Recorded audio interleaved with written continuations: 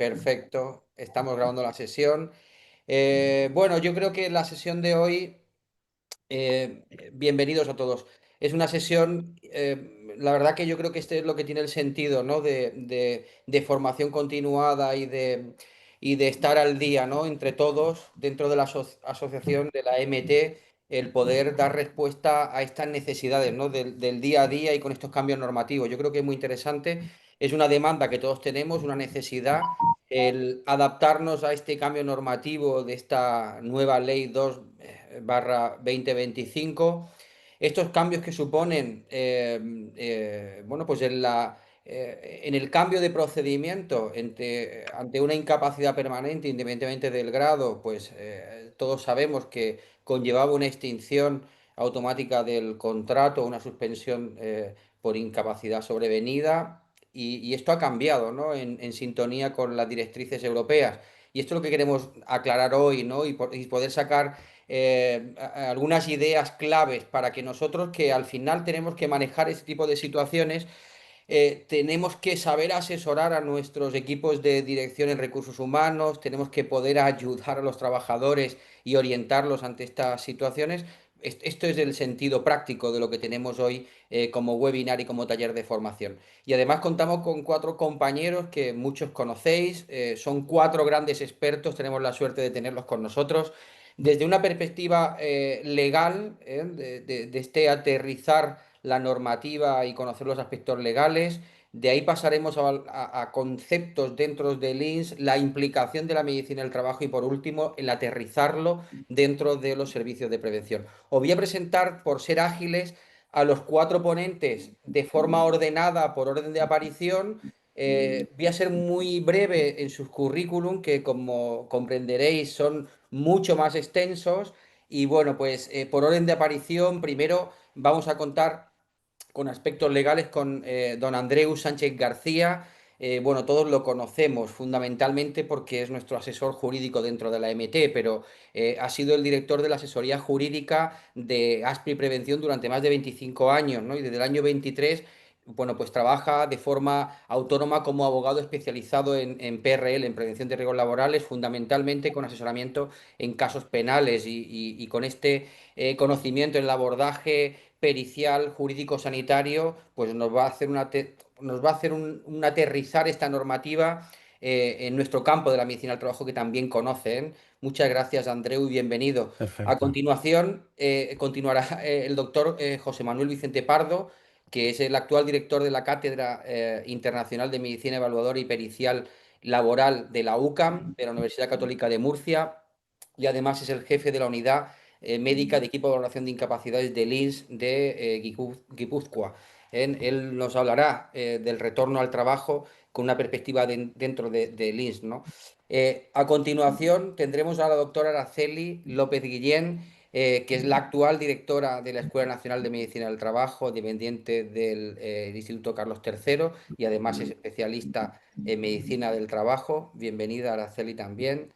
Y por último, centrando el debate en los aspectos claves de los servicios de prevención, tendremos al doctor Pedro Guillén Robles, también es especialista en medicina del trabajo y es el actual director médico de Europreven y OTP. ¿Eh? Bienvenido, Pedro. Así Gracias. que vamos a empezar con la exposición de don Andreu Sánchez, una exposición que se titula Aspectos jurídicos más relevantes de la Ley 2 barra 2025 desde el punto de vista de la prevención de riesgos laborales. Adelante, Andreu. Vamos a repartir 15 minutos aproximadamente cada uno y al final tendremos una parte de debate y de preguntas. Muchas Perfecto. gracias. Muy bien, Juan Carlos. Bueno, primero Muchas que gracias. nada, muchas gracias por la confianza y nada, vamos al grano porque tenemos poco tiempo y claro, a un abogado 15 minutos no le da ni para decir buenas tardes, pero voy a intentar daros pinceladas lo más prácticas y lo más útiles posible, ¿no?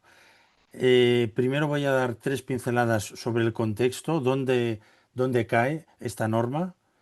Luego vamos a hablar muy brevemente, vamos a ver que el alcance de la sentencia de la Unión Europea que dio lugar a todo esto era menor de toda la reforma que posteriormente ha venido. Y luego vamos a comentar los puntos principales de esta modificación, como es el deber de adaptación o reubicación. Comentaré muy brevemente el papel de los servicios de prevención, aunque luego mi compañero que viene después lo hará con más detalle. Y también alguna mención a los aspectos económicos, compatibilidades con las prestaciones y el trabajo. Simplemente yo quiero contextualizar el hecho de que esta norma es para personas que se les ha reconocido una incapacidad permanente, total, absoluta o gran incapacidad. ¿Qué quiere decir? Que toda la cuestión de la ineptitud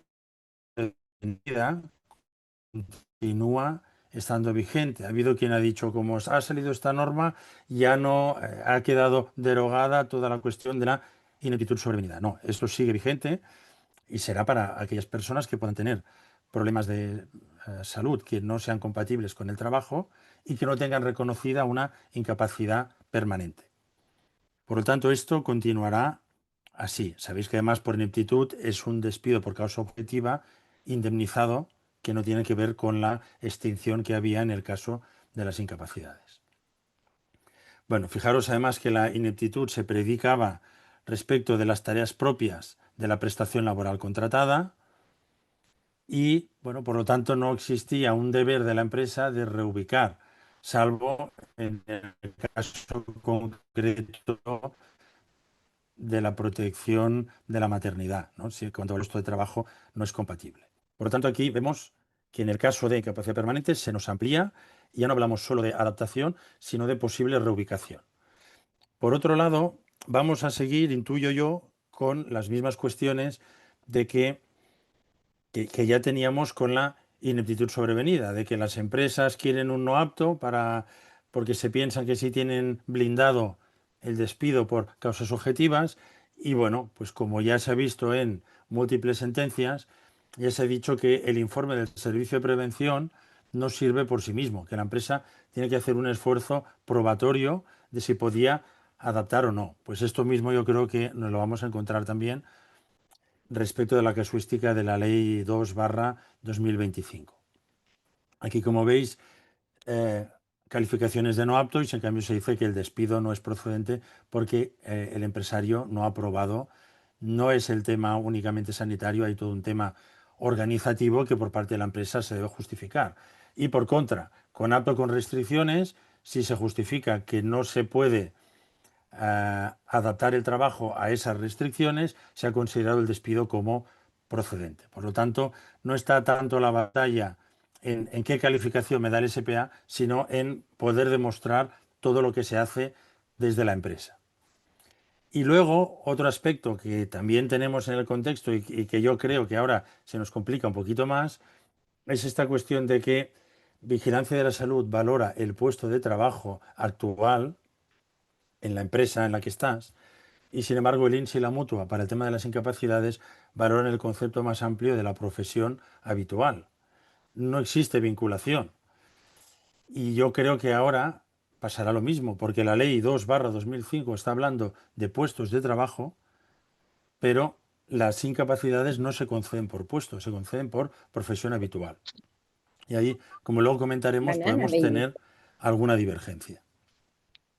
Bueno, aquí veis algunos ejemplos en el cual pues vemos claramente que a una persona, por ejemplo, que le deniegan una total, luego hay un despido por ineptitud sobrevenida y se razona respecto de este distinto plano de una cosa y de la otra. O incluso este último caso es bastante llamativo, es una persona que no puede atender llamadas telefónicas, probablemente es por un bloqueo más de tipo psicológico, vamos a decir, pero claro, como le dan la baja y no tienen nada que curarle, le dan el alta sin secuelas y por lo tanto sin tener nada reconocido, eso no obsta a que se pueda considerar su ineptitud sobrevenida. Bueno, con este marco que hemos visto, que veremos que algunas de las cosas van a perdurar con esta modificación, pues tenemos la sentencia de la Unión Europea que resolvió un caso muy concreto de una empresa de Mallorca que se llama acá Nanegreta, que bueno, se ha hecho famosa en el mundo entero. Y bueno, realmente esta sentencia lo único que venía a decir era que una persona que le habían adaptado el puesto, Luego le dieron una total y entonces por parte de la empresa se le despidió. Y entonces dice la sentencia, oiga, usted no lo puede despedir porque está trabajando ahora con el puesto adaptado por usted y por lo tanto no hay motivo para que le despida. Bueno, esto es lo que ha dado lugar a la ley 2/2025. Fijaros que estábamos hablando en el caso de la sentencia europea únicamente de la casuística de incapacidad permanente total. Sin embargo, nos hemos venido un poquito arriba y hemos hecho la norma bastante más compleja, porque no solamente, ahora ya estamos hablando de la ley 2/25, no solamente se refiere a la total, sino también a la absoluta y a la gran incapacidad. Ahora ya no vamos a llamarle gran invalidez, ni como se establecía en el proyecto de ley, complemento de asistencia de tercera persona. Ahora vamos a hablar de gran incapacidad. Vale. Entonces, lo que nos dice esta norma es que en estos supuestos ya no podemos extinguir el contrato de trabajo automáticamente. Antes a la empresa le llegaba resolución del INS con una total y extinguía el contrato. Ahora no es que no lo pueda hacer, es que para poder hacerlo antes debe justificar que no puede adaptar el puesto o que no puede reubicar a la persona. Si razona todo esto, igualmente podrá extinguir. Y siempre también teniendo muy en cuenta que el esfuerzo de la empresa, en este sentido, que es obligación legal, está sujeto al acuerdo con la persona trabajadora. O sea, al fin y al cabo, todo esto es si la persona trabajadora quiere, como ahora luego veremos, ¿eh? En la práctica es difícil pensar más allá de la total que esto pueda tener un impacto considerable, porque en la total, ahora cuando hablaremos de las incompatibilidades, claro, una total quiere decir que yo voy a cobrar el 55% del sueldo. Entonces, a lo mejor a mí sí que me conviene que me adapten el puesto y seguir cobrando el 100%. Aunque, claro, eso implique que la pensión quede suspendida. La jugada más redonda aquí sería, yo estoy cobrando una total, el 55%, y consigo que la empresa me reubique en otro puesto. Entonces yo voy a cobrar la pensión para el puesto de trabajo que ya no puedo desarrollar y el sueldo íntegro en el nuevo puesto de trabajo. Aquí lo que habrá que ver es si las mutuas inspección se van a quedar conformes o como pasaba hasta ahora, si una persona con una total veían que estaba de alta en el mismo NIF, visitaban la empresa para ver si eran tareas similares o realmente se podía considerar que eran de otro puesto distinto. Más difícil es pensar que una persona con una absoluta, que quiere decir que ha quedado bastante perjudicada, que esté cobrando el 100% del sueldo, se la consiga reubicar en un puesto donde cobre más incluso, para no hablar ya de la gran incapacidad que es el 150% del sueldo, que te hace falta la ayuda de una persona. Difícilmente te van a adaptar el puesto y igual tendrá que venir esa persona contigo para poder ayudarte, ¿no? Parecen casos más sobre el papel de difícil plasmación en la práctica. Y sí que comentaros también que hay que tener en cuenta que subyace el hecho de que una persona con una incapacidad permanente en los grados que estamos hablando tiene consideración legal de persona con discapacidad. Entonces, también entra en juego toda la protección de la discapacidad que ya obligaba a adaptar e intentar la empleabilidad de las personas con discapacidad. Bueno, yendo ya a la casuística concreta, comentaros que, como veis aquí, se nos dice que antes de que se extinga el contrato hay que ver si es posible realizar ajustes razonables que no constituyan una carga excesiva o reubicar a la persona en un puesto de trabajo vacante disponible acorde con el perfil profesional compatible con la nueva situación o cuando la persona trabajadora rechace cualquiera de las dos opciones. Por lo tanto, como veis, el deber está situado en el mismo nivel, no es subsidiario, adaptar o reubicar. O sea, primero adaptar y si no podemos reubicar, como pasaría con la maternidad. Aquí está puesto al mismo nivel. Por lo tanto, hay que intentar adaptar y hay que intentar también reubicar. Siempre con el consentimiento de la persona trabajadora. En el caso de adaptación, hablamos de ajustes razonables y carga excesiva, que la carga excesiva nos la define otro artículo de la ley. Y en el caso de la reubicación se deben dar varias condiciones que ya hemos citado: vacante y disponible, acorde con el perfil profesional y compatible con la situación de la persona. Si no lo hemos conseguido, procederíamos a la extinción.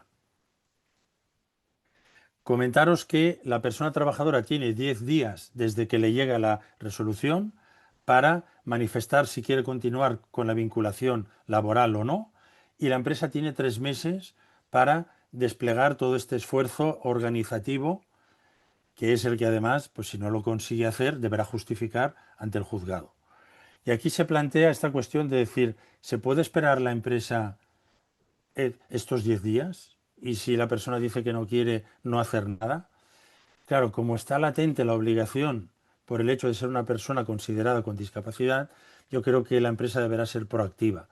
Porque también sabéis que el tema del consentimiento de la persona trabajadora también se puede decir que había ciertas presiones, ciertas coacciones, que tampoco la persona sabía cuáles eran los puestos vacantes, con lo cual yo creo que las empresas van a empezar desde el primer día sin esperar y van a presentar su propuesta a la persona trabajadora para que diga.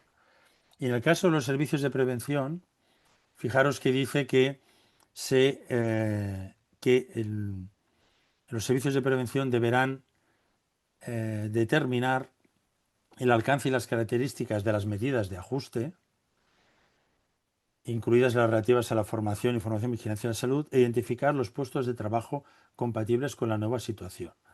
Aquí también nos podemos encontrar con que las empresas, que bueno, en alguna charla ya lo he visto, las empresas ya quieren que el servicio de prevención se convierta en recursos humanos de la empresa. Y eso no es posible.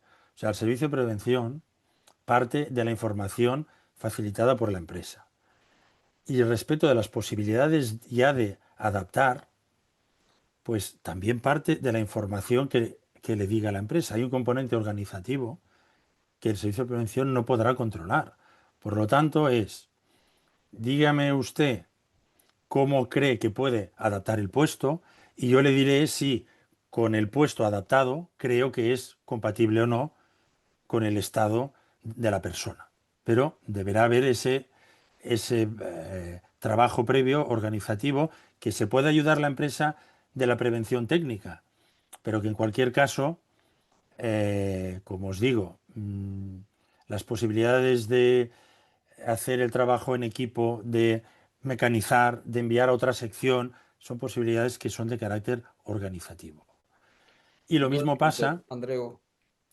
tengo poco tiempo, ¿verdad? Sí, 2 minutos. 2 minutos, perfecto. Y pasa lo mismo con la situación que nos dice que deberemos identificar los puestos. Pero fijaros, aquí ya habla directamente de puestos de trabajo compatibles con la nueva situación. Por lo tanto, el filtro de vacantes y acordes con el perfil profesional lo debe realizar la empresa, porque yo no sé todos los puestos vacantes que puedan o no puedan haber. Por lo tanto, bueno, pues a partir de aquí, como es lo, ay, perdón, estaba pasando para arriba. A partir de aquí, como es lógico, lo más habitual será que el Servicio de Prevención realice un examen de salud e indique la aptitud respecto del puesto adaptado o respecto del puesto vacante en el cual se propone reubicarle.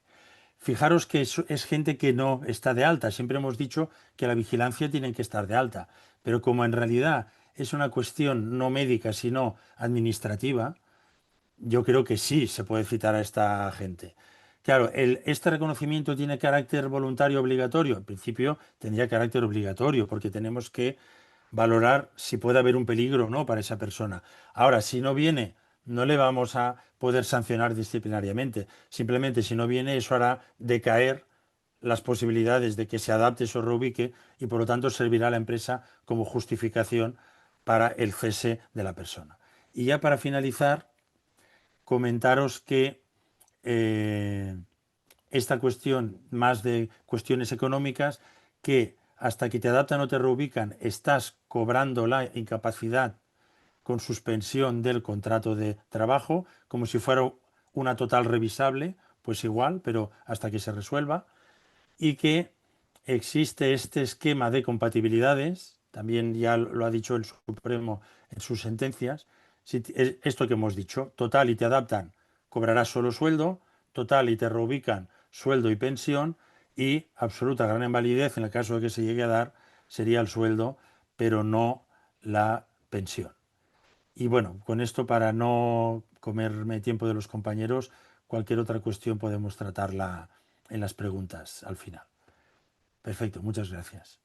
Muchas gracias, Andreu, por ceñirte al tiempo. Y esto lo que ha hecho es generar todavía, por lo menos yo, muchas más dudas y muchas más consultas, ¿no? Así que, bueno, muchas gracias porque es un tema muy, muy interesante y yo, no sé, me da la impresión que complejo, de manejar, desde un punto Sí, de sí. vista legal y para nosotros como médicos del trabajo en vigilancia de la salud complicado, ¿no? Y para las empresas, o sea que, bien, has resuelto algunas dudas en cuanto a la compatibilidad de la incapacidad con la reubicación o cambio de puesto. Muy bien, perfecto. Muchas gracias. Bueno, pasamos a la segunda intervención. En este caso, el doctor José Manuel Vicente Pardo nos va a hablar del retorno al trabajo con incapacidad permanente desde la perspectiva médico-evaluadora tras la Ley 2/2025. Adelante, José Manuel. Estás ahora mismo silenciado.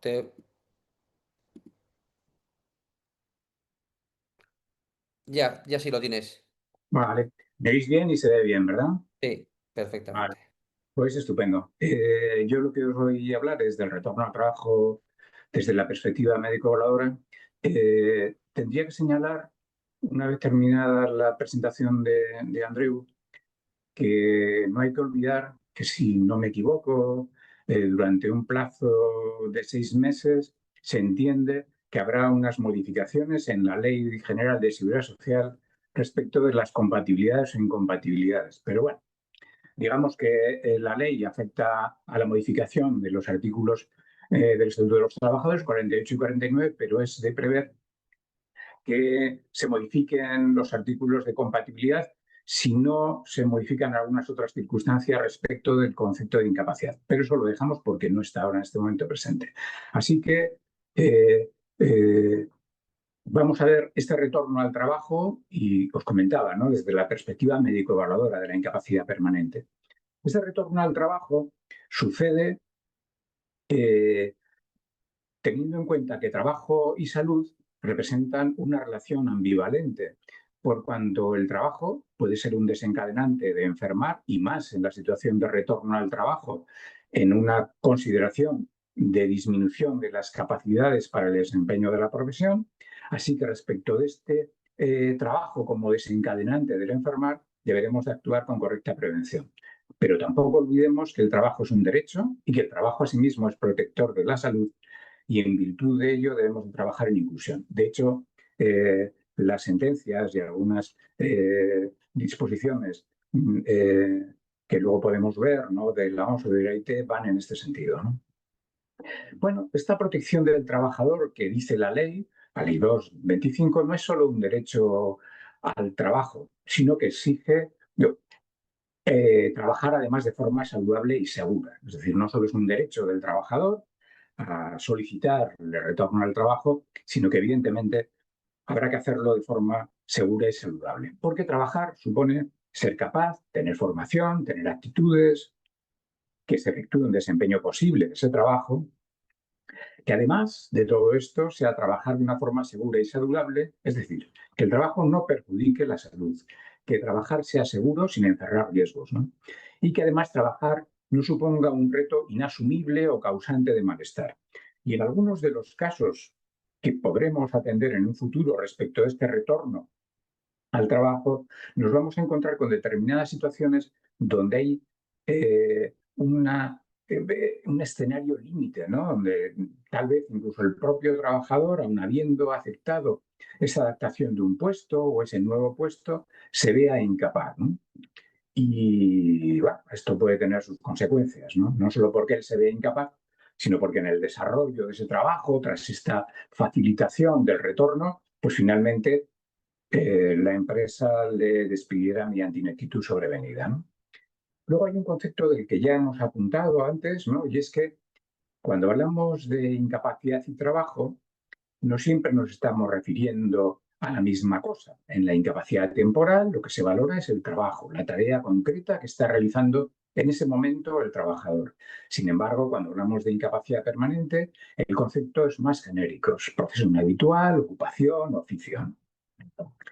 Entendiendo además que en los supuestos de enfermedad profesional sería aquí ya profesión donde ocurrió el riesgo para el desencadenante de la enfermedad profesional, y en el accidente de trabajo la profesión que en ese momento se está desempeñando. Y luego también que, hablando de profesión habitual, pues entiende la que ha realizado el trabajador durante el último año o con una actividad, digamos, más duradera en el tiempo, lo cual a veces no es tan fácil, porque hoy en día, con los cambios en los puestos de trabajo, en la profesión, pues a veces un trabajador en el último año, los 3 últimos años, ha ejercido varias profesiones. Bueno, así que diferenciemos lo que es trabajo de lo que es profesión. Y luego me gustaría apuntar que esta diferencia entre lo genérico de la profesión y lo concreto del puesto, pues en ocasiones será significativa y diferenciadora, pero en otros es algo mucho más confuso y apenas diferenciador. Y más, o máxime,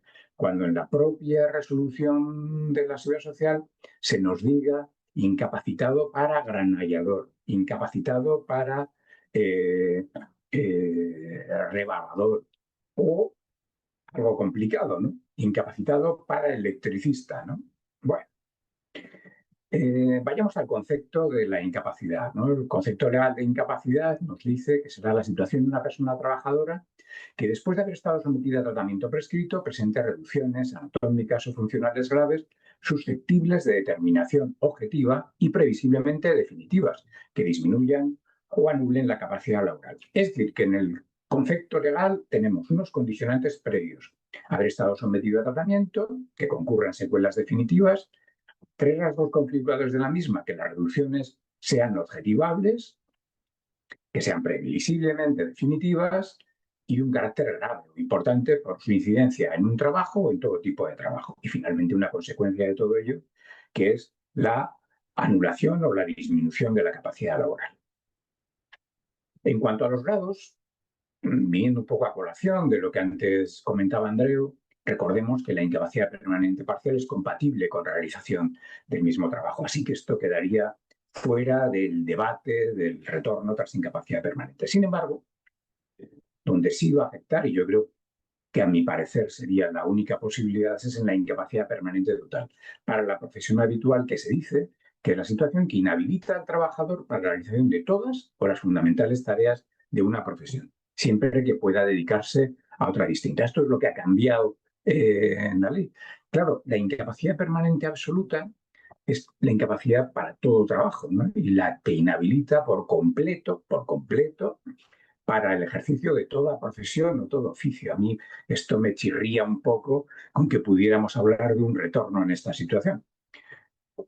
Y la gran incapacidad, que es el complemento o la situación del trabajador, que además de estar afectado de incapacidad permanente, cobra una cuantía complementaria por la necesidad de tercera persona.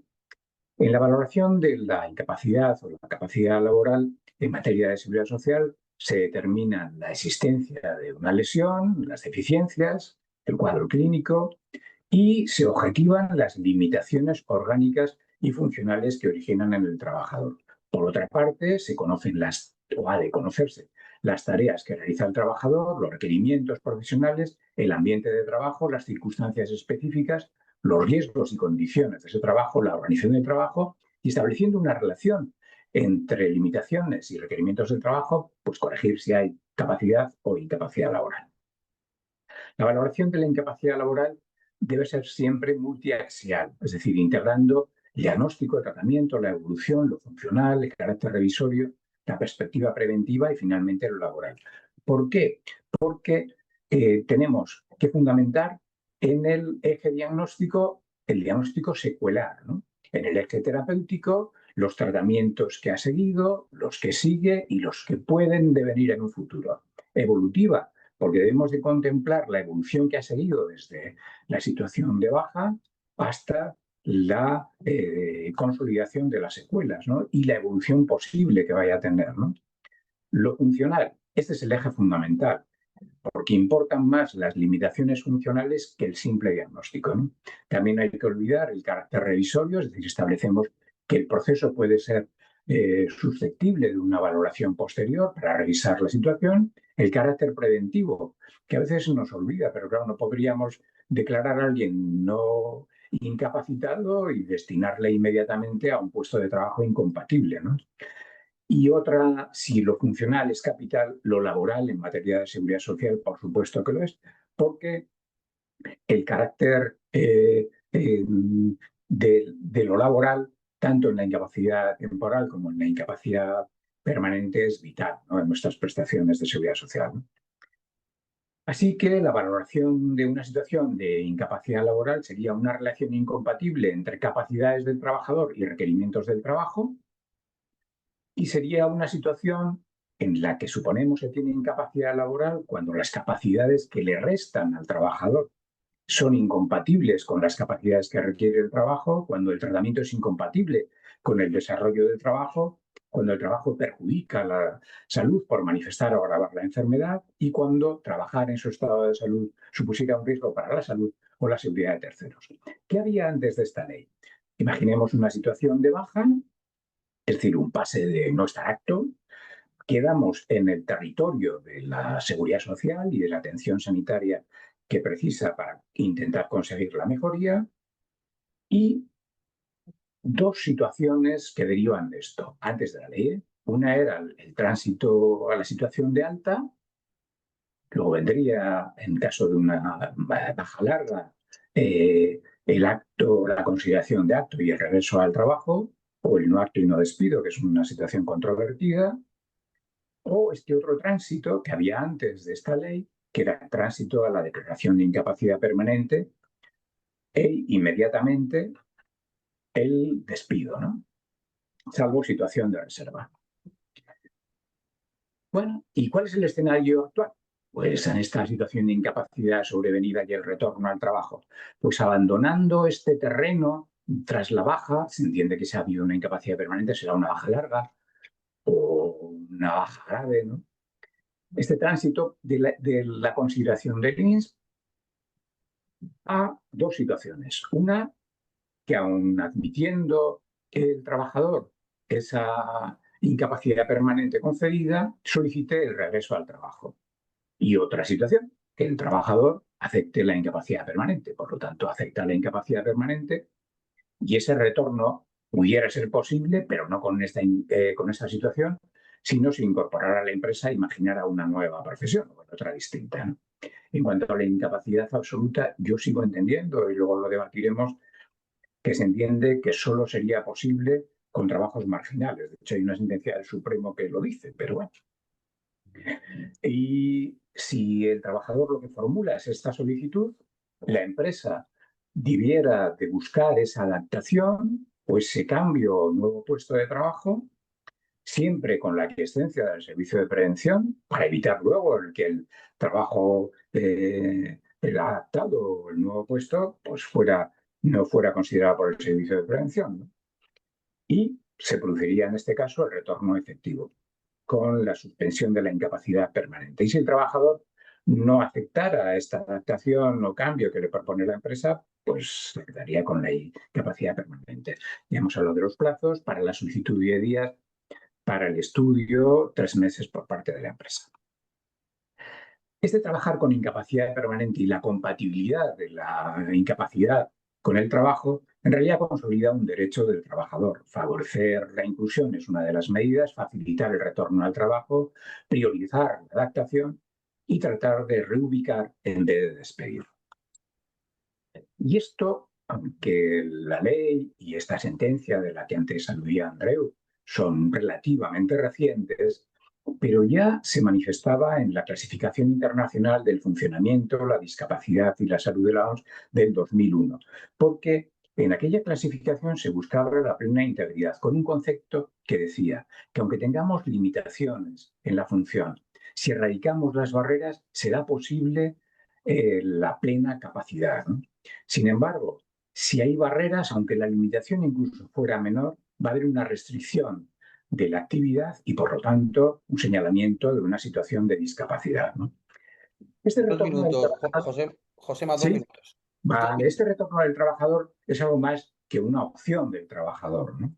Porque obliga, como vemos, y más en esta imagen, donde resulta difícil, ¿no? Las capacidades perdidas para la profesión y estas capacidades requeridas para el puesto. Esta situación supone una conexión compleja, porque depende de muchos factores, ¿no?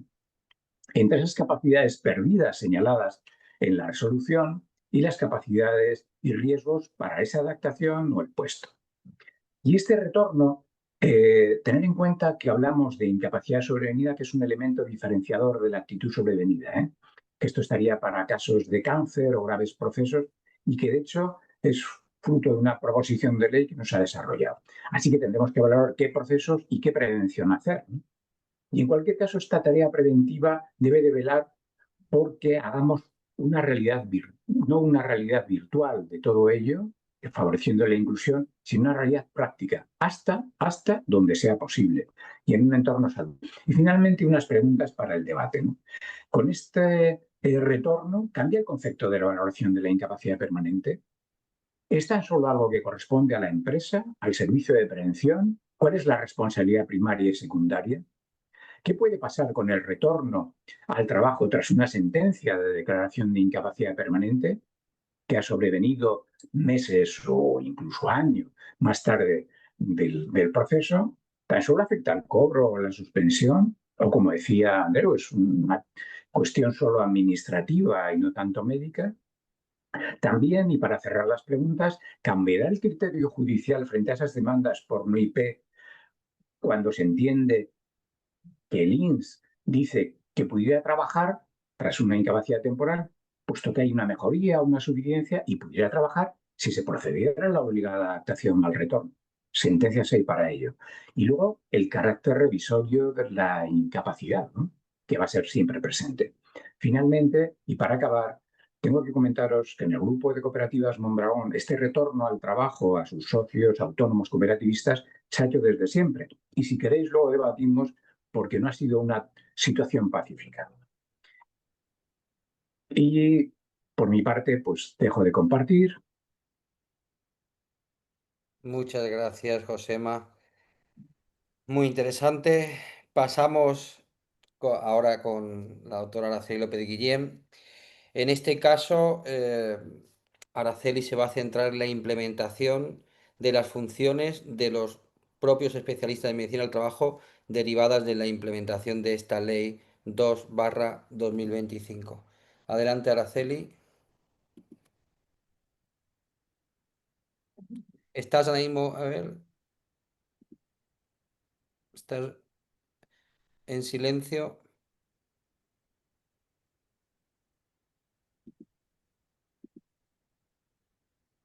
¿Puedes activar el audio?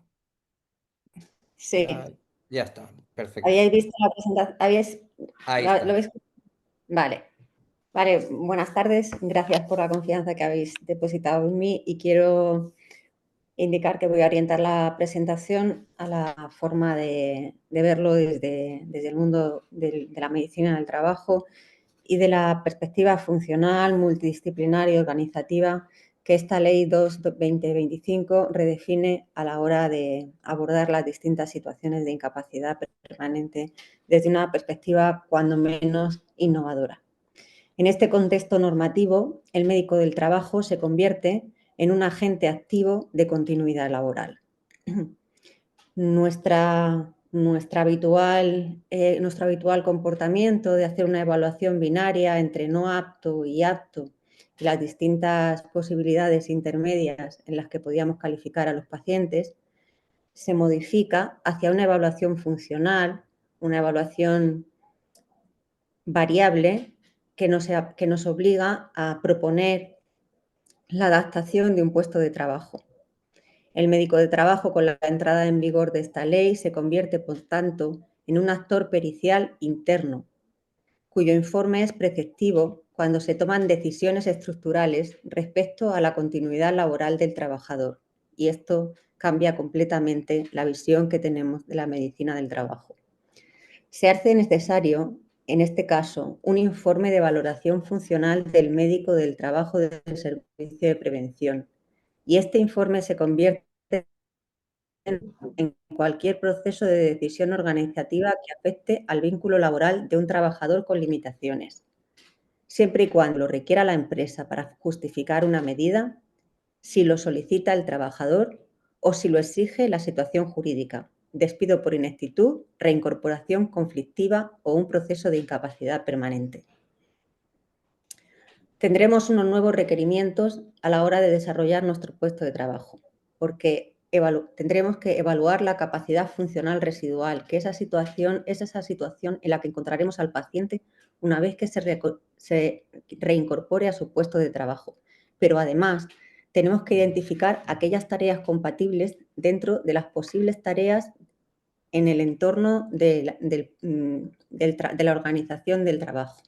Y tendremos que coordinar decisiones organizativas con el resto de disciplinas, como ha dicho Andreu, recursos humanos u otras oficinas técnicas de la empresa. Ya no somos, por tanto, certificadores de las condiciones físicas del paciente, del trabajador, sino somos analistas funcionales que debemos de ser capaces de integrar los aspectos clínicos, los aspectos laborales y los aspectos psicosociales del paciente para poder dar respuesta a los requerimientos que implementa este nuevo marco normativo. Para eso estamos obligados, además de conocer al trabajador, de conocer y comprender su entorno productivo, conocer los requerimientos reales de su puesto de trabajo y además anticipar y facilitar alternativas razonables de reincorporación. Y esto empieza a ser realmente importante. Tenemos que tener, por lo tanto, una sistemática de actuación para que no se nos pase por alto ningún punto del desarrollo de esta normativa.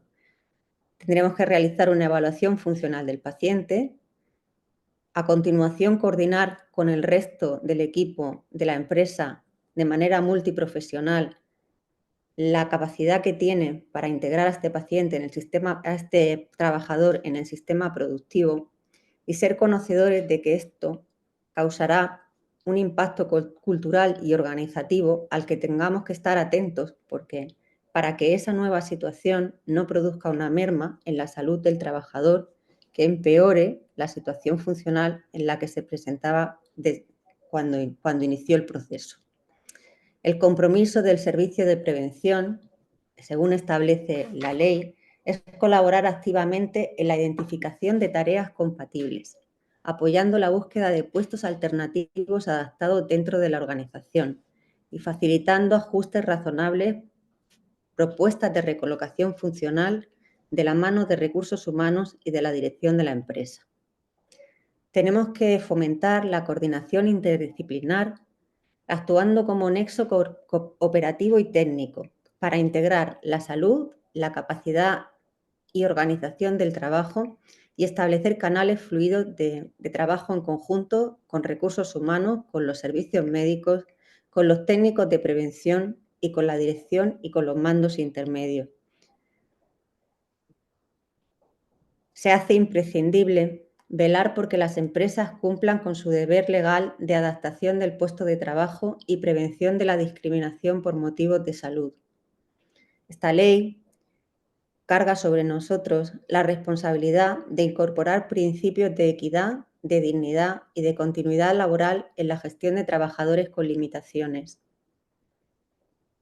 Y es responsabilidad nuestra impulsar una cultura de reincorporación activa y sostenible. Debemos participar en la elaboración de protocolos de reincorporación tras enfermedad grave, sensibilizar a la organización sobre el valor del trabajo adaptado y la reintegración progresiva. Y tenemos, por tanto, que facilitar la toma de decisiones organizativas, pero informadas. Tenemos que integrar la salud del trabajador, entendiendo que la salud del trabajador no solamente es el estado en el que se encuentra en este momento, sino la situación preventiva y el seguimiento del proceso de incapacidad temporal previa a su incorporación, su capacidad funcional real y residual, evaluando no lo que el trabajador ha perdido, sino lo que aún puede hacer de forma eficaz y segura, contribuyendo en el enfoque de la medicina del trabajo basado en la funcionalidad y no solo en la patología. Tenemos que integrarnos en la estructura organizativa y en los recursos disponibles de la empresa, conociendo los procesos y las posibilidades de adaptación interna, colaborando con la dirección y con los mandos para implementar ajustes razonables, diseñar nuevos roles o estructurar nuevas formas de incorporación progresiva. ¿Y qué es la capacidad funcional residual? Pues es el conjunto de funciones y habilidades o actividades que una persona aún puede desempeñar de manera segura y eficaz, compatible con su estado de salud tras una enfermedad o lesión, independientemente de su diagnóstico. La capacidad funcional residual define los márgenes reales de reintegración, identificando posibles adaptaciones razonables y, sobre todo, sustenta decisiones organizativas objetivas, evitando discriminaciones o desvinculaciones innecesarias, que es el objetivo principal del desarrollo de esta norma. Los cambios clave, por tanto, son la reincorporación adaptada y progresiva. Pasa con el desarrollo de esta normativa a tener una cobertura legal expresa. La empresa debe probar que ha actuado de manera preventiva, razonable y proporcional antes de tomar decisiones contractuales. La Ley 2/2025 tiene, por tanto, un impacto cultural y organizativo. Se dignifica el proceso de reincorporación, se humaniza la transición y se protege el vínculo laboral. Pasamos de sustituir al trabajador a adaptar el trabajo al trabajador. La conclusión, por mi parte, es que la Ley 2/2025 no solamente modifica procedimientos, sino que transforma nuestra forma de entender la salud laboral y nos invita a realizar una medicina evaluadora más técnica, más ética y más colaborativa. Por mi parte, creo que he dejado 5 minutos para el debate. Muy bien, muchas gracias, Araceli. Muchas Gracias. gracias. Sí, esto genera ahí muchas dudas que estamos aquí apuntando y cuestiones sobre el informe de valoración funcional y cómo debemos de actuar los médicos del trabajo. Ahora luego en la zona de debate pues lo hablamos y así también nos puedes ayudar tú a entenderlo. Muy bien, muchas gracias. Muchas gracias. Bueno, em, vamos a dar paso a la última intervención por parte del doctor Pedro Guillén Robles, que nos va a hablar del papel de los servicios de prevención tras la implantación de esta ley 2/2025. ¿Qué estamos haciendo? Adelante, Bueno, Pedro. bueno, gracias en primer lugar, Juan Carlos, y a la Sociedad Española de Medicina del Trabajo por eh, poder participar en este encuentro, que ya es el tercero en el que participo, desde que uno fue anterior a la ley, porque ya la veíamos venir, y bueno, ya estamos haciendo, voy a contar la experiencia de nuestro servicio de prevención, tanto en Europreven como OTP, que ya veníamos haciendo pues actividades para ante incapacidades que no lo ha dicho eh, Andreu, pero creo que la ley, como se basa en la sentencia del Tribunal Superior de Estrasburgo, del TJU de enero del 24, pues podría plantearse que tiene un carácter retroactivo, no porque haya publicado y haya entrado en vigor en este país el 30 de enero del 2025, ¿de acuerdo? Entonces, bueno, si alguien, porque creo que no voy a ser capaz de compartir porque soy muy torpe, si, A ver si Vicente. si Vicente me las pone y si no, pues tiro, que tampoco pasa nada.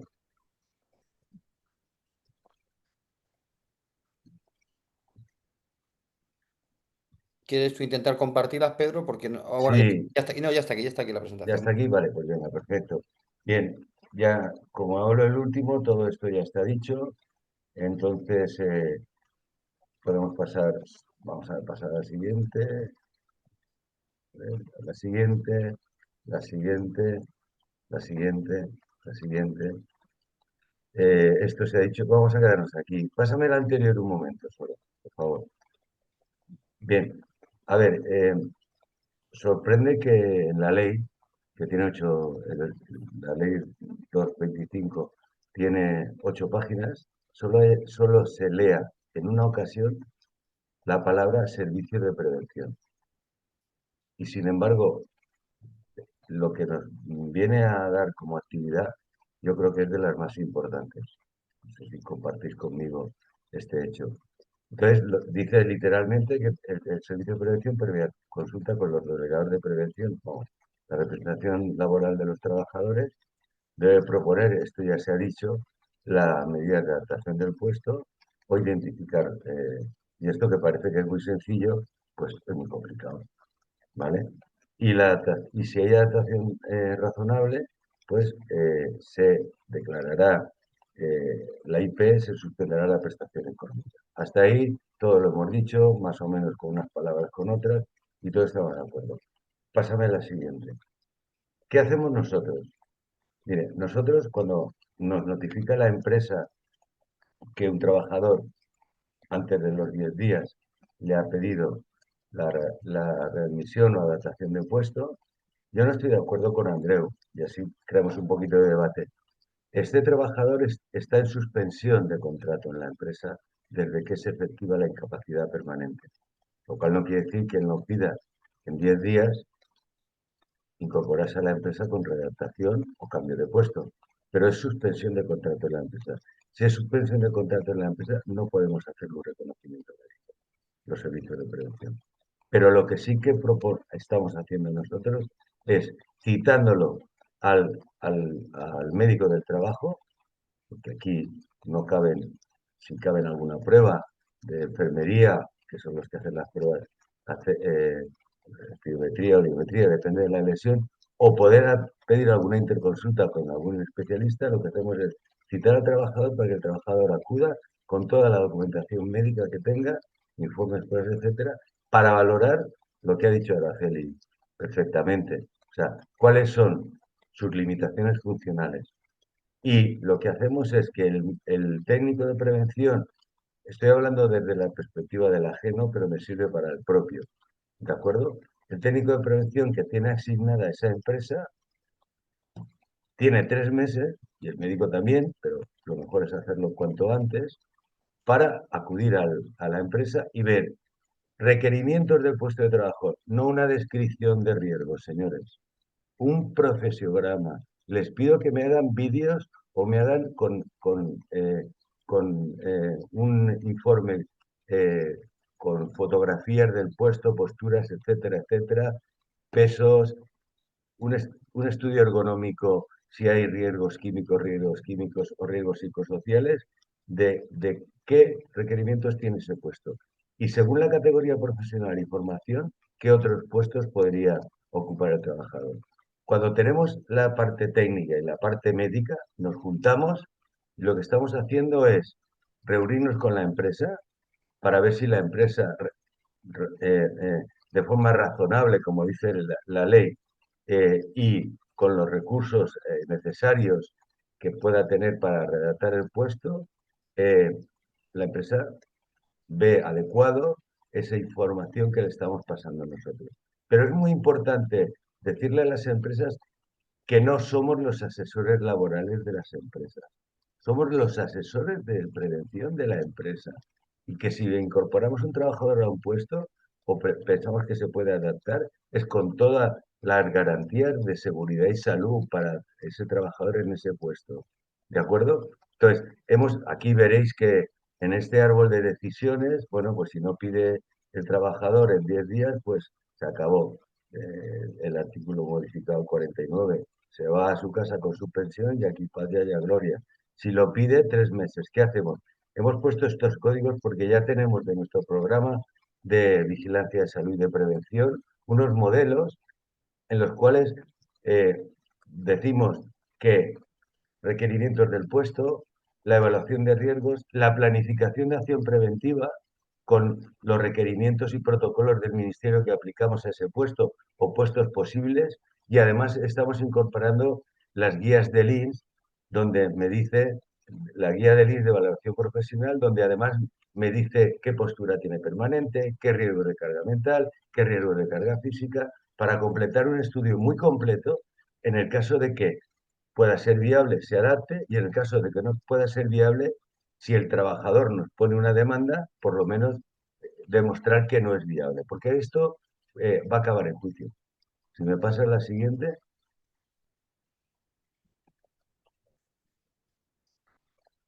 Entonces, este es nuestro procedimiento hasta ahora. Este procedimiento, aprovechando que Andreu ha entrado también en los actos con limitaciones y no actos, lo veníamos realizando también en estos casos. Porque no le puedes decir a la empresa un no apto sin explicarle por qué, sin romper la custodia y confidencialidad de datos. Evidentemente, tampoco le podemos decir a la empresa si puede redactar un puesto en un trabajador sin romper la custodia y confidencialidad de datos. No se lo podemos decir, pero le podemos decir, mire, pues este trabajador puede trabajar sentado y no de pie, puede trabajar no levantando más de 3 kilos de peso, no puede hacer posturas forzadas de columna lumbar, no puede hacer posturas forzadas de rodillas, no puede hacer trabajos por encima de los hombros, etcétera, etcétera. Un informe muy completo, estoy totalmente de acuerdo, y a mí, como yo hago 110 juicios al año contra el INS, o sea, como perito médico, aparte de ser el director de Vigilancia de Salud de Europa en el IUTP, pues esto lo estoy viendo todos los días en mi consulta y todos los días en la sala de los juzgados de lo social. Entonces, eso es lo que nosotros estamos haciendo, y al final, quien toma la decisión de adaptación o de reubicación no somos nosotros, es la empresa, es la empresa. Entonces, nosotros lo que estamos, por ejemplo, en Comunidad Valenciana, que es la comunidad que yo estoy, los ajustes razonables que dice la ley del el 225, dice que no sea una carga excesiva para la empresa. Y si es una carga excesiva, tendrá que indemnizar al trabajador en aquellas empresas de menos de 25 trabajadores como si fuera un despido, 33 días por año, o bien con un salario de 6 meses completo. ¿Qué va a pasar aquí? Que va a haber negociación entre la empresa y el trabajador. Pero lo que tenemos que hacer nosotros es exactamente ver requerimientos del puesto, ver posibles adaptaciones del puesto, y al final decirle a la empresa y ponerle todo este informe ayudándole a que adapte el puesto, o bien que ella tome la decisión de despedirlo si no queda otra. Es muy importante porque lo que no cambia, no sé si se ha dicho, creo que lo dijo José Manuel, perdón, es que las incapacidades permanentes tampoco son eternas, son revisables por mejoría o agravamiento. Y cuando una incapacidad permanente se puede revisar, como en muchas resoluciones del INS pone a los 9 meses o menos de 2 años, es porque el trabajador se le va a revisar y lo más probable es que se la quite y no se la mantengan. Durante todo este periodo estará el contrato en suspensión de contrato en la empresa, y esperar a si vuelve a la empresa o no, con todos los derechos de esos 2 años de volver a su puesto de trabajo, siempre y cuando no tenga limitaciones. Yo creo que no hay que hacer, solamente habría que hacer reconocimientos médicos si hay un cambio de puesto.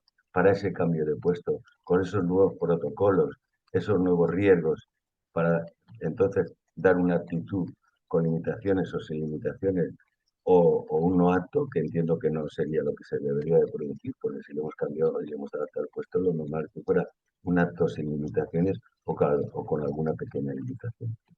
No voy a extenderme más porque al hablar el último, pero sí os diría, por ejemplo, que en Seguridad Civil Dinamarca la reincorporación del trabajo se hace a través de servicios públicos de empleo, que es una medida que se podría aplicar en este país, con ayudas a las empresas para readaptar esos puestos o reubicarlos en las propias empresas.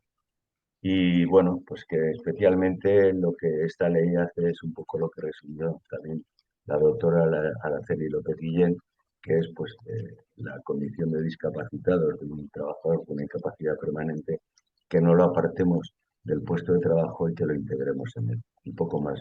Muchas gracias a todos. Sé que hay bastante asistencia, aunque he visto que algunos no habéis podido conectaros, pero afortunadamente está grabada. Gracias por vuestra atención. Muchas gracias, Pedro. Bueno, pues muchas gracias a los cuatro. Yo creo que ha sido muy interesante. Ahora se abre, bueno, pues un debate y muchas dudas, ¿no? En relación a todo esto. Yo lanzo una pregunta que también viene recogida por los asistentes. En caso de una incapacidad permanente. Me parece muy interesante lo que ha mencionado Andreu y ha hecho la aclaración al principio, es decir, esto no es para los no aptos y una inaptitud sobrevenida, sino son para las resoluciones con incapacidad permanente concedida ya por el INS. En este caso, en el que haya una adaptación o haya un cambio de puesto, una reubicación, eh, ¿es reversible cuando hay una revisión de la incapacidad permanente y esa incapacidad se retira? ¿Volvemos el proceso al revés? No sé si alguno me queréis contestar o lo tenéis claro o todavía no sabemos cómo va a funcionar. A ver, bueno, creo que es una pregunta más para Andreu, pero yo te pediría que concretaras qué estás preguntando. Vamos a ver. Un trabajador le da una incapacidad permanente, ¿correcto? Vale, ¿Correcto? la empresa lo readapta, Sí, ¿correcto? Pierde la prestación, ¿correcto? sí, Entonces, si él se agrava, lo que dice la ley, si él en ese nuevo puesto readaptado se agrava, él o vuelve a una IT, una incapacidad temporal, o pide al INS que revise y que le dé la pensión. No sé si te he contestado. sí. Vale, vale, perfecto, sí. Eso Porque en el dice la caso ley. que fuera una reubicación, si le revisan la incapacidad, pues evidentemente solo le revisarían la incapacidad, pero ya está reubicado en un puesto. Claro, Claro, aquí no, a eso ver, no de... se la van a revisar porque se la han quitado, porque él ha renunciado a ella. No, está hablando del supuesto de una no, reubicación en la que conserve la prestación por incapacidad permanente y además, No la conserva. Si se reubica, no la conserva. ¿no? Si se reubica y se cambia No, de puesto de te trabajo, yo, voy a, no, lo que te voy a dar, y espera, y dejaré a Andreu que sabe más de esto que yo, pero yo te voy a decir una cosa. Esta ley de ahora, si tú te reubicas o cambias de puesto, pierdes la pensión, ¿vale? Pero yo, en mi experiencia personal, he tenido varios casos de un mecánico de taller que lo pasan al mostrador de recambios y he hecho el juicio y le he ganado la pensión para mecánico y está cobrando como, como, como esto, dependientes del taller de recambios. Pero la he ganado por vía judicial, ya, ¿vale? Pero si estás aplicando la ley porque el trabajador te pide reincorporación en 10 días y la empresa en 3 meses o antes le dice te reubico, te readapto, la pensión se ha perdido. Pero yo, si no puede, ujú. porque le damos un no acto, puede ir a la pensión. Yo eso no lo tengo tan claro, ¿eh? Aunque sí que hay gente que lo ve de esta manera, ¿eh? Yo creo que la total te impide no hacer tu eh, profesión habitual, pero es compatible con el ejercicio de otra profesión, aunque sea en la misma empresa. Entonces yo por eso creo que en este supuesto sí que sería compatible. La pensión, si tú ejerces un trabajo adaptado, entonces queda en suspenso la incapacidad permanente total. De la otra manera no quedaría. Bueno, pues según yo lo veo, ¿eh? Entonces, en este supuesto, realmente la ley no está bien hecha por la parte de que se supone que esto es para totales no revisables.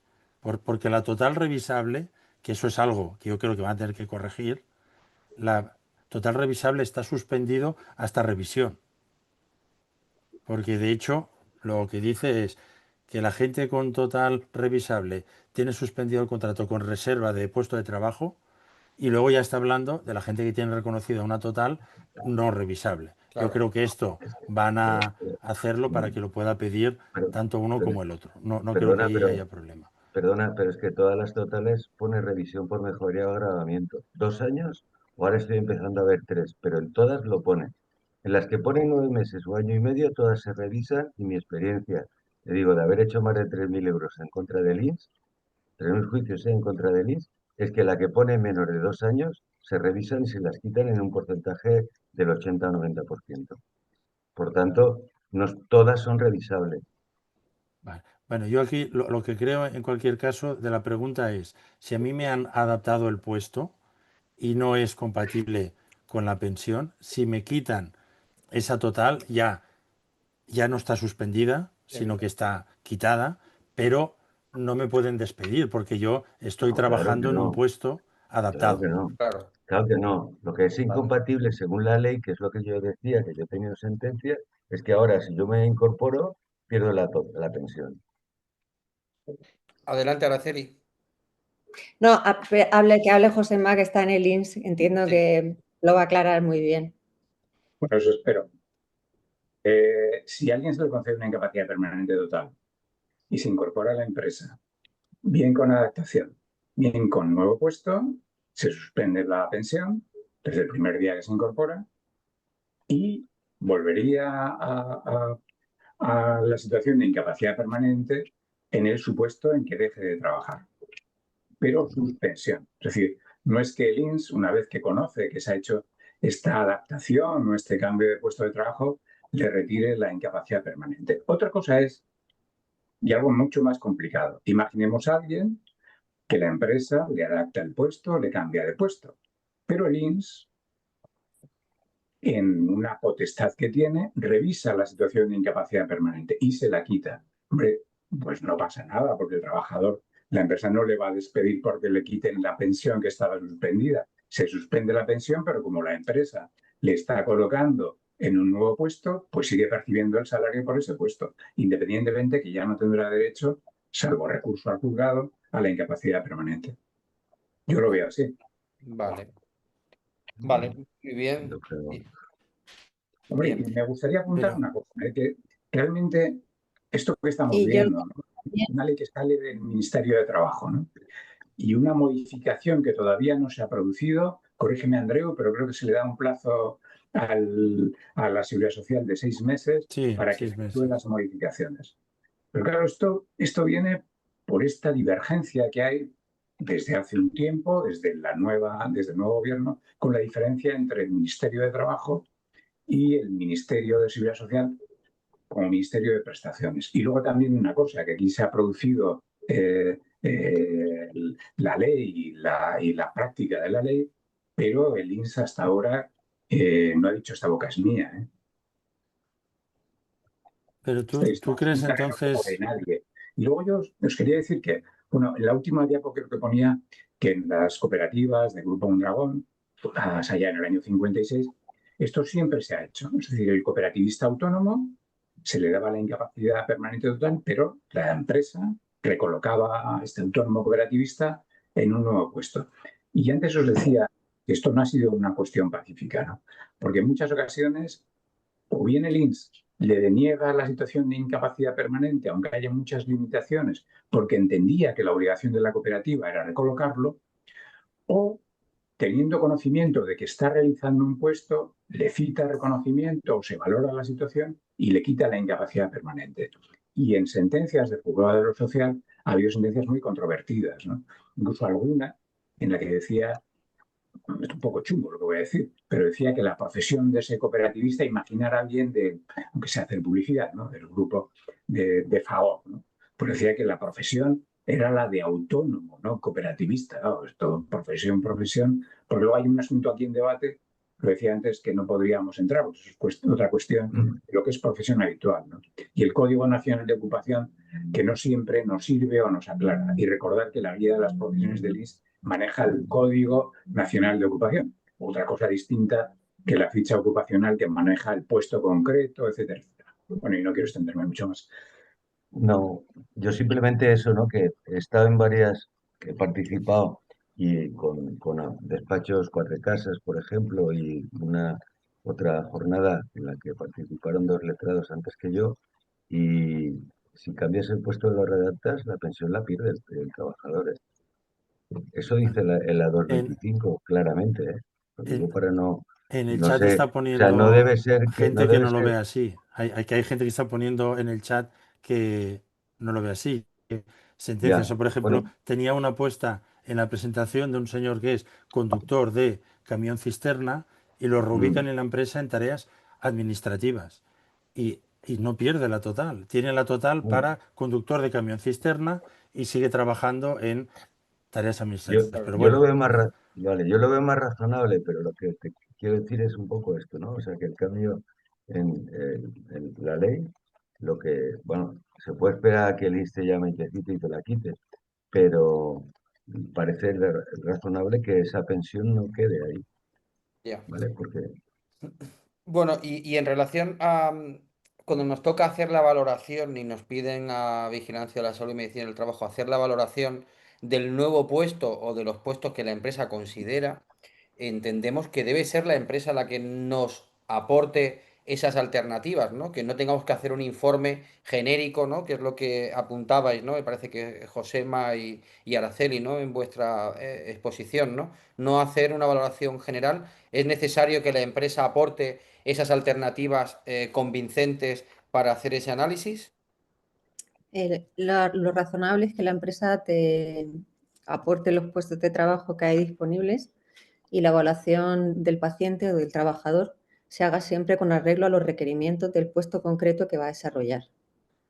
O sea, si tú eres un servicio de prevención propio y tienes la suerte de conocer la disponibilidad de los puestos que hay en esa empresa, incluso podrías proporcionar, o sea, atreverte a proponer el impulso del trabajador hacia ese puesto, ¿no? Si eres capaz, o sea, si tienes la posibilidad de estar dentro de la organización de la empresa. Ya, Impulsar, o sea, llevar un seguimiento y poder hacer una vigilancia de la salud más pormenorizada. ya. Pero si no es así, es la empresa la que tiene que facilitarte el listado de puestos de trabajo y con el listado de puestos las tareas y la evaluación de riesgos correspondiente a cada uno de los puestos.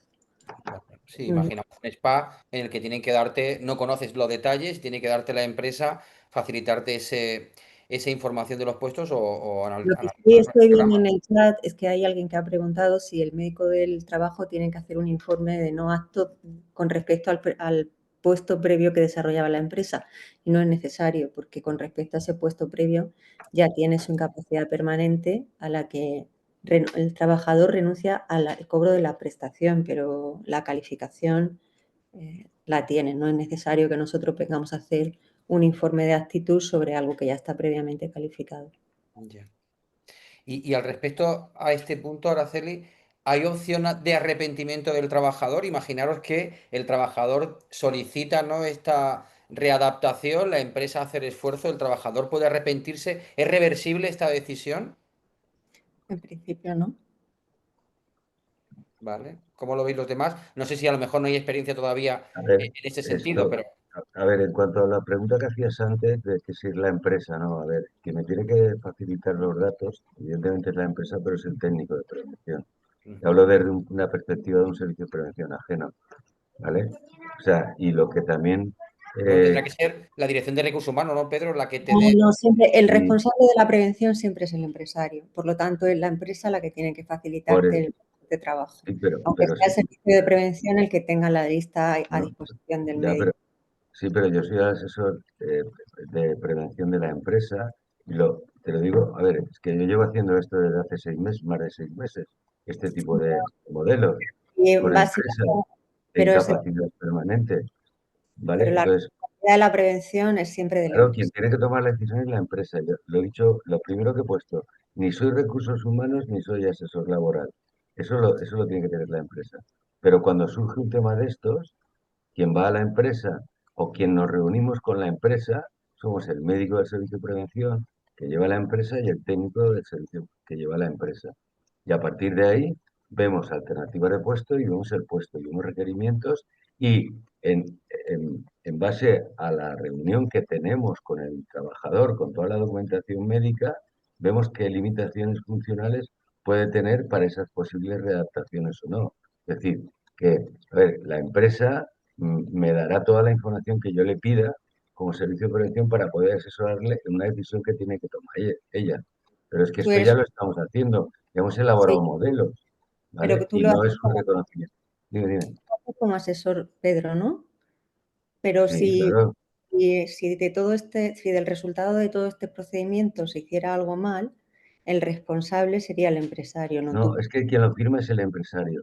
Yo Por lo firmo un tanto, el documento de facilitar nosotros, los puestos. claro, nosotros firmamos un documento, tanto el técnico de prevención como el médico del trabajo, en el cual dicen los requerimientos del puesto desde el punto de vista físico y psíquico, como he dicho antes, incluso con un profesiograma, con iconografía, etcétera, etcétera, muy pormenorizado, no como las evaluaciones de riesgo, que son un poco genéricas y describen, no concretan los riesgos del puesto. Y luego, sin romper la confidencialidad de datos, el médico del trabajo hace un informe donde define, al igual que las resoluciones del IS, que sabéis que son un poco estándar y no se mojan mucho por la confidencialidad de datos, como no puede ser de otra manera, define qué limitaciones orgánicas o funcionales tiene el trabajador en relación, pues eso, a posturas, a cargas, a pesos, a químicos, a lo que sea, si es un teleoperador, a una deficiencia auditiva, una disfonía o lo que sea. Y esos son los informes que ya llevamos más de 6 meses haciendo y hasta ahora hemos evitado que se judicialicen muchos casos. Yo no puedo estar más en desacuerdo contigo. Creo que los informes del INS están absolutamente personalizados y los de los médicos del trabajo también. Perdón, es que no Que la se te corta. responsabilidad no debe recaer nunca en un asesor externo. Es que no te he oído nada, Quiero Araceli. decir que lo que tú No. estás proponiendo es una asesoría externa que en tu caso puede ser la visión de cómo te has encontrado tú los hechos. Pero creo que los informes, tanto los del médico del trabajo como los del INS, están completamente adecuados a la redacción del paciente y que el responsable es el empresario. Y tú puedes hacer una labor muy correcta, pero no dejas de ser una labor de asesoría, no tienes responsabilidad en el desarrollo del proceso, no estás contemplado en el Claro. procedimiento normativo. Y la pregunta que han realizado es quién tiene la obligación de facilitar los puestos de trabajo. Y la respuesta es la el empresa, empresario. evidentemente, la empresa, pero Sí, esa respuesta, es la parte importante, ¿no? Para que en un sí, servicio de prevención porque, ajeno, el médico del trabajo, incluso el técnico que no conoce a lo mejor el detalle de todos los puestos de trabajo, sea la empresa la que dé las alternativas, ¿no? Esta da un poco la respuesta. Bueno, respondida a esa, para no dilatarnos más en este tema, nos hacen unas preguntas sobre el procedimiento y los plazos, ¿no? Nos pregunta Susana, entiende que el trabajador tiene estos 10 días, ¿no?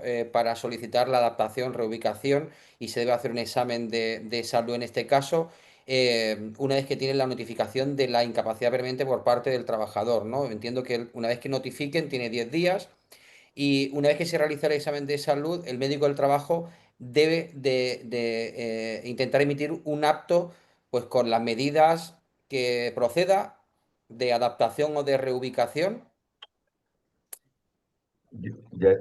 bueno, he dicho antes que yo no estoy de acuerdo o sea, no tenemos que hacer un reconocimiento médico para dar un acto o un no acto.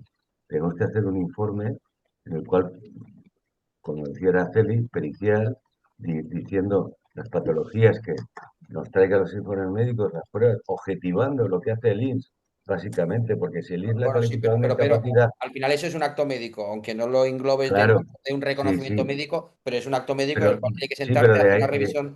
claro, pero de ahí no sale un acto o acto con limitaciones o un no acto. Sale unas limitaciones que presenta para una posible readaptación con la parte técnica, que es lo que estamos haciendo nosotros, y te digo, y hasta la fecha, informando también al comité de empresa de si no hay delegado de prevención y tal, y es lo que nos está funcionando para readaptar o, si no hay posibilidades, para evitar, o si hay luego un juicio, intentar defender que se ha hecho lo que se ha podido y no ha habido posibilidades razonables, como dice la ley, de que la empresa redacte.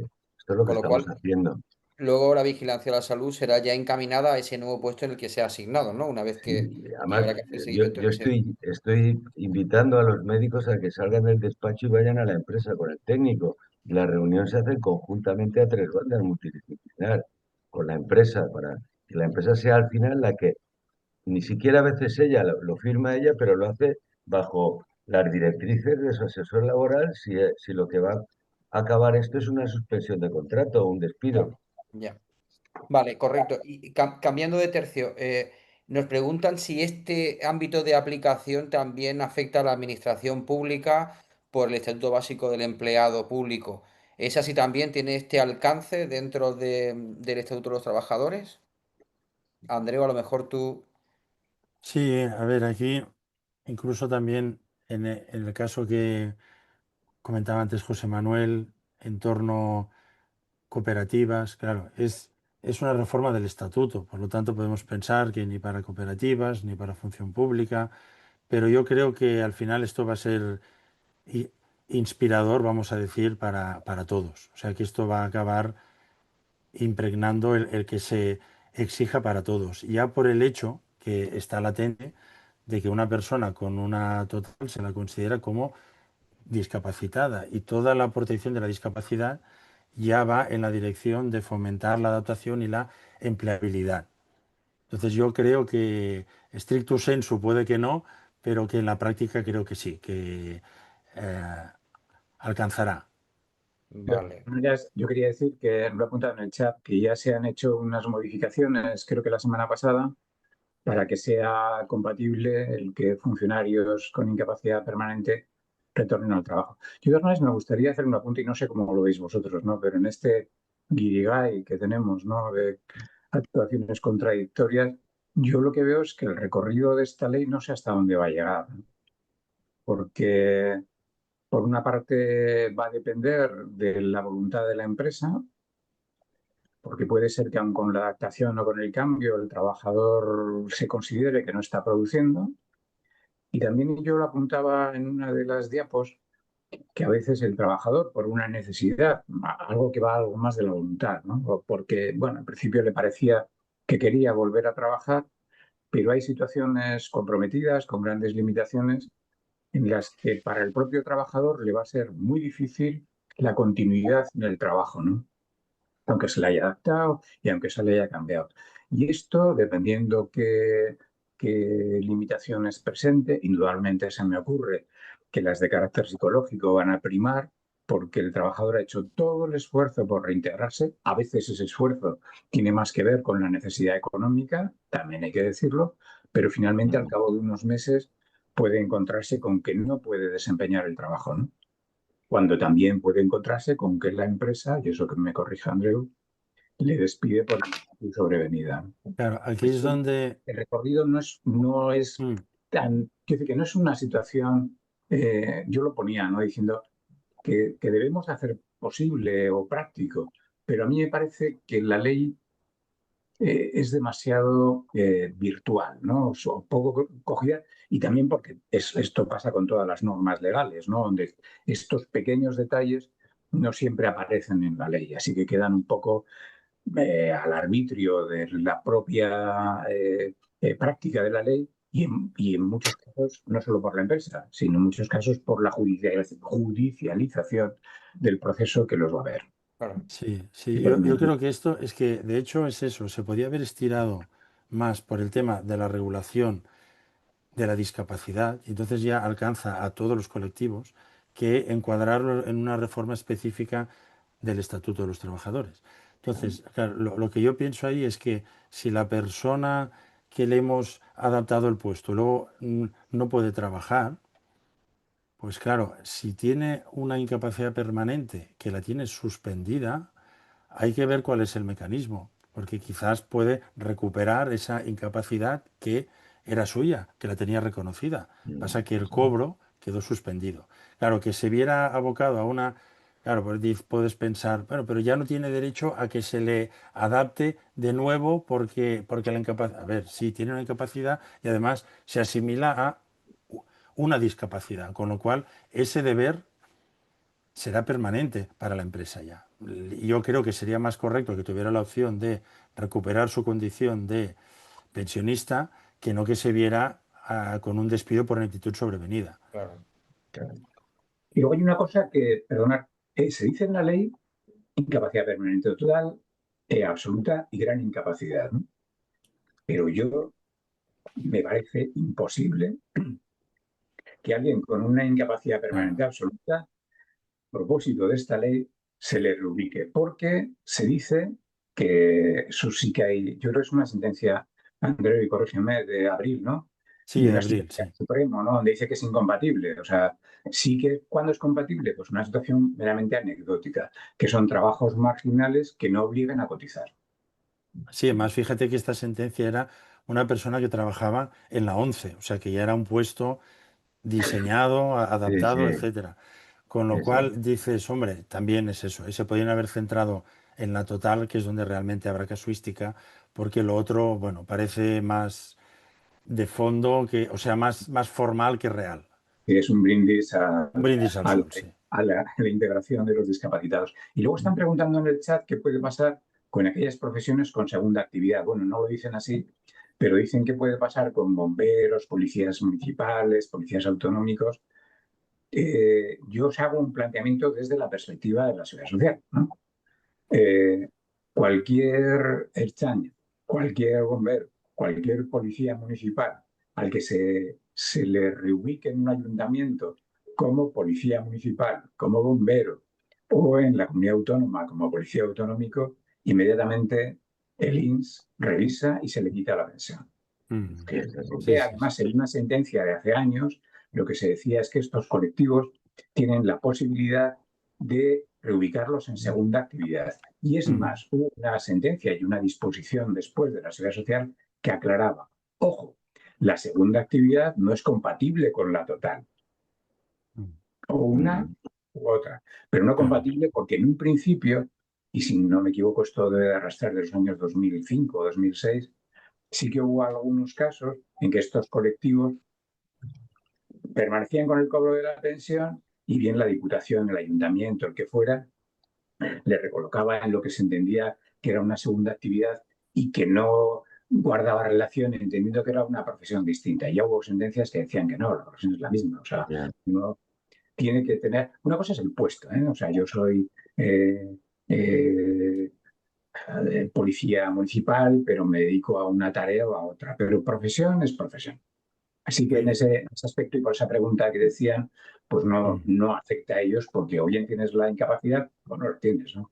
aquí sí que puede pasar. Yo, alguna mutua me lo ha dicho, que están viendo lo que están valorándolo, no sé cómo lo veríais desde el INS, que claro, si tú tienes una total y te adaptan el puesto, en principio, pues bueno, ya estaría esta cuestión de si queda suspendida o no, pero que podría ser que la mutua entienda que ese puesto adaptado sigue siendo de la misma profesión habitual y que eso pudiera generar precisamente esa revisión, por entender que está perfecto como puesto de trabajo, pero vale, es que a mí lo que me interesa es que entiendo que el puesto está FETEN, pero es de la misma profesión y por lo tanto voy a instar Una esa pérdida de la revisión. incapacidad. Eso va a Entonces, suceder. Sí, sí, claro, Porque antes se totalmente de acuerdo. escuchado decir que había prestaciones revisables y no revisables, y todas las prestaciones son revisables. No existen Claro, prestaciones de incapacidad permanente que no lo sean. Sí. claro. Sí, pero yo Todas. justo esta mañana, Araceli, veía un caso también que al tener una revisión de grado en pocos meses, por la asesoría jurídica se ha dicho que no hacía falta contemplar la aplicación de esta norma porque tenía pendiente una revisión en unos meses Mm, y tenía reserva de puesto de trabajo, con lo cual no claro, procedía la aplicación, ¿no? En relación a lo que mm, había dicho Pero antes Andrés. sí, sí, porque sí. han supuesto que era al ser una revisión a corto plazo con una reserva de puesto de trabajo, muy probablemente sería porque el INS esperaba una curación. Correcto, correcto. Pero en cualquier caso, a pesar de que no se haga reserva de puesto de trabajo, en cualquier momento se puede revisar una prestación y si hay una mejoría que justifique la evolución del paciente o la reincorporación a un puesto de trabajo similar, o evidencia de que el trabajador está desarrollando un puesto de trabajo compatible, se puede, se Sí, sí. puede. No, yo era más por la cuestión de que las que tienen un plazo fijado, que pueda pasar eso, que Sí. Sí, les aquí digan tiene que, reserva de puesto que de no tienen trabajo. acceso todavía a la ley 225 hasta que llegue esa fecha. Entonces, sí, claro, eso puede ser contradictorio porque puedes causar como un perjuicio, ¿no? A la gente que tiene fecha de revisión programada, digamos. Yo Bueno, quería Andrés, salir un poco de esto, un poco más allá de que esta ley no es de aplicación para la incapacidad total con reserva de puesto. Y en las preguntas que decía para el debate, señalaba qué va a pasar con las incapacidades no concedidas por el INS, pero incapacidades al fin y al cabo, sino por sentencia. Claro, tener en cuenta que los tiempos judiciales, obvio, no son de 3 meses, ¿no? Ni de 6, ni de un año. A veces incluso en ocasiones va mucho más allá. Imaginaros que alguien, que el INS le denegó la incapacidad, pero finalmente el juez considera que es una incapacidad, ¿no? Entonces, a mí, yo no sé cómo lo ves, ¿no? Este retorno al trabajo tras esta sentencia.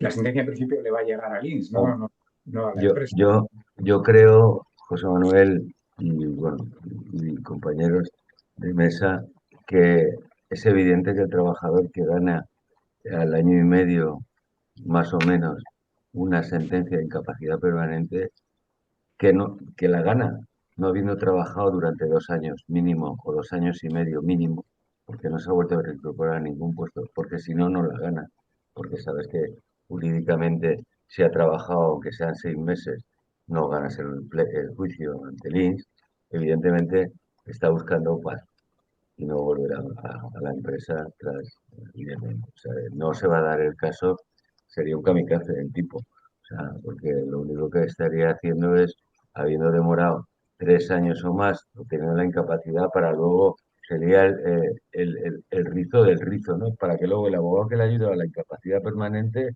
te diga que en 10 días solicite a la empresa para que en 3 meses, Sí, parece poco sería razonable. poco, sí, poco razonable y poco creíble y con poco fundamento Hombre, que hombre, se demanda. Sí, está claro, está no claro. parece razonable, Sí. para nada. Y lo Yo, que decía Araceli es sí, o sea, y Andreu, cuando hay una revisión, yo he tenido un juicio, no había incapacidad permanente, pero he tenido un juicio ahora en Madrid de no apto, que precisamente fue cuando conocí a Araceli en el congreso de la semana pasada, ¿no? De la Sociedad de Salud y Seguridad la Española, pues era por un no apto y que le dimos. Y el señor era cocinero con una prótesis de cadera derecha, rodilla izquierda, polio y una dedos en garra con separadores en los dedos y plantillas, que le dimos un no apto. El INS le había dado una incapacidad permanente, no estaba todavía la ley porque fue anterior y el procedimiento que hicimos con la empresa fue el que os he comentado, y a pesar de eso, el trabajador, como se le despidió, el trabajador puso una demanda y el trabajador puso una demanda y la revisión de la incapacidad permanente, si el juicio era ahora, en junio, la tenía en noviembre, creo que era octubre del 25. Es que además el INS se la iba a quitar. O sea que esto era ya lo más kafkiano con lo que te puedes encontrar, ¿no? Mal asesoramiento jurídico a un trabajador, ¿no? como última pregunta ya para cerrar, claro, un poco rizando el rizo, pero lo que habíamos hablado de una adaptación o una reubicación, el INS revisa la incapacidad permanente que tenía concedida. Si le retira esa incapacidad permanente, eh, ¿podría volver el trabajador a su puesto original? Es lo que nos preguntan, No, que ya ha no. salido antes, pero No, no, Muy no. O fácil. sea, tiene que seguir. Hombre, una vez que se ha hecho algo que está funcionando, no lo vamos a estropear, ¿no? Quiero decir, eso está funcionando, pues que continúe funcionando. Otra cuestión es que ha perdido el derecho a, si la cosa iba mal, poder reactivar esa pensión. Pero en el nuevo puesto está bien, está trabajando, pues tiene todo el derecho. muy bien, bueno, pues son ya y 39. Yo creo que nos hemos extendido un poquito, pero ha merecido la pena. Os quiero agradecer a los cuatro pues vuestro conocimiento y vuestra disponibilidad para trabajar ese tema tan interesante. Josema, Andreu, Araceli, Pedro, muchísimas gracias. Gracias en nombre de la MT también, os lo transmito. Y muchas gracias a todos los que habéis estado ahí. Espero que, bueno, seguiremos trabajando en esta línea porque creo que nos hace falta seguir profundizando y viendo cómo va transcurriendo esta adaptación de la norma y ver cómo se va implementando.